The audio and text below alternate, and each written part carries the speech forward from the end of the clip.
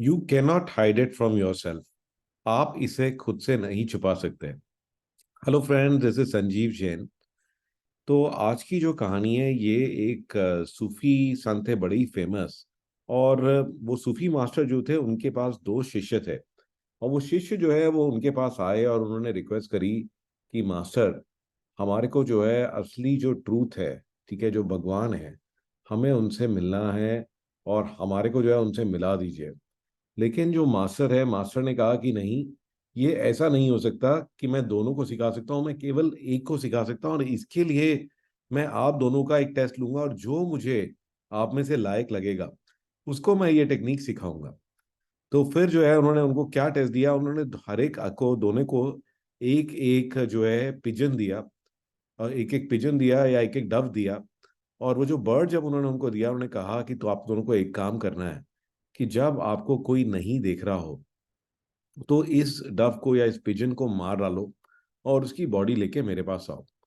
तो जो पहला स्टूडेंट था, जो पहला शिष्य था, वो बाहर गया। उसने देखा दोपहर का टाइम है, सड़क पर कोई भी नहीं है, आसपास कोई भी नहीं दिख रहा। उसने उसी टाइम उस बर्ड की हत्या करी।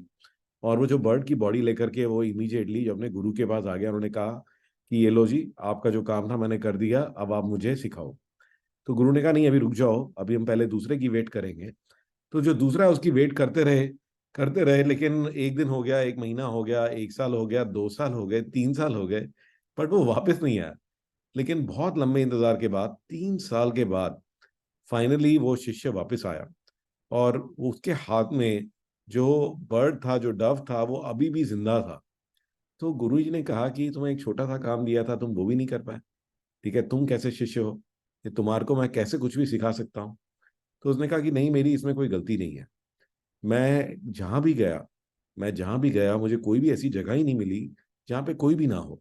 तो इवन बंद कमरे के अंदर भी मुझे ऐसा लगा कि मेरे अंदर से वो झांक रहा है।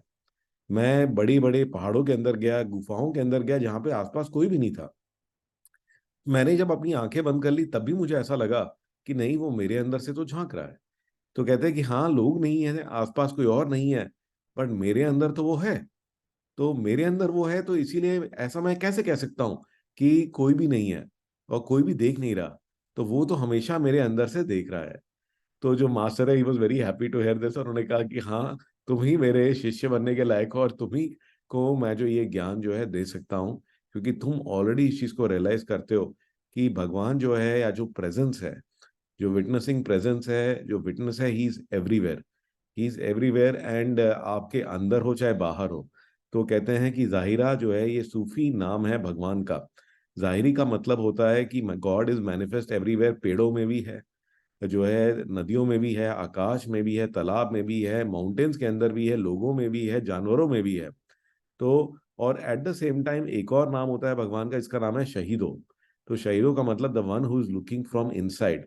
तो आप चाहे आंखें बंद कर लो, चाहे आपकी आंखें खुली हो, चाहे आसपास कोई है, चाहे आसपास कोई नहीं है, बट वो हमेशा देख रहा है।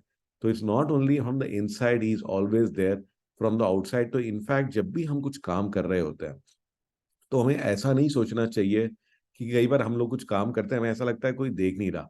But you always remember that no, he is always watching, you are always watching, and he and you are the same. तो आपको तो हमेशा पता ही है, तो आपके अंदर से कोई ना कोई तो देख ही रहा है। तो be always truthful and be always careful कि जो भी आप करो तो कोई ना कोई उसको वॉच कर रहा है। आइए फ्रेंड्स, मैं आज की एक छोटी सी टिप देता हूं आपको। तो आप समझते हैं कि हर एक चीज जो हम यूज कर रहे हैं, जो हम खरीदते हैं, उसका एक बहुत ही खराब इम्पैक्ट नेचर के ऊपर होता है। और अगेन, अगर हम जो है प्लास्टिक्स को यूज करते हैं, तो प्लास्टिक्स ऑलरेडी हमारी जिंदगी में हम बहुत ज्यादा यूज कर रहे हैं। अगर किसी प्रकार से हम थोड़ा सा कम प्लास्टिक यूज कर पाए तो it will be really really great.